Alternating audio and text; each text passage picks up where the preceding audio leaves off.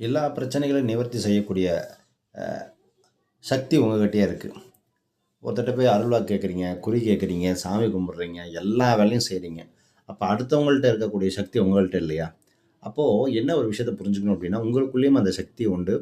அந்த சக்திய நீங்க கரெக்ட்டா ப்ராப்பரான முறையில இயக்க ஆரம்பிச்சுட்டீங்க அப்டின்னா, உங்க பிரச்சனைக்கு நீங்களே எல்லா விஷயத்திலும் சரி செய்ய முடியும். அப்படி என்ன சார் பண்றது? இந்த கிரகங்கள்னு நம்ம பேசுறோம். இப்போ அந்த 12 ராசியில 9 கிரகங்கள் வேலை செய்யுது. அதுல ஏதாவது ஒரு ராசியில நீங்க பிறந்திருப்பீங்க. அப்ப அந்த கிரகங்கள் எதுல ஆட்சி செய்யுது அப்டின்னா, பூத உடல்ல 7 சக்கரத்தின் மூலியமாகத்தான் ஆட்சி செய்யும். எப்போ உங்களுடைய சக்கரம் இடது பக்கமா வேலை செய்யுதோ, இடது பக்கம் அதாவது ஆன்டி கிளாக் வைஸ்ல சுத்துதோ, அப்பல்லாம் உங்களுக்கு நெறைய பிரச்சனைகள் வரும். நெறைய தடைகள் வரும். நிறைய உங்களுக்கு வர வேண்டியதெல்லாம் வராது. அதே உங்களுடைய சக்கரங்கள் ப்ராப்பரான முறையில ஆன்டி கிளாக் வைஸ்ல இயங்குனுச்சு அப்டின்னா, நெறைய பிரச்சனைகள சரி செய்ய முடியும். ஸோ, அப்ப டெய்லி தியானம் பண்ணும்போது 1, 2, 3, 4 மார்பு 4, 5, 6, 7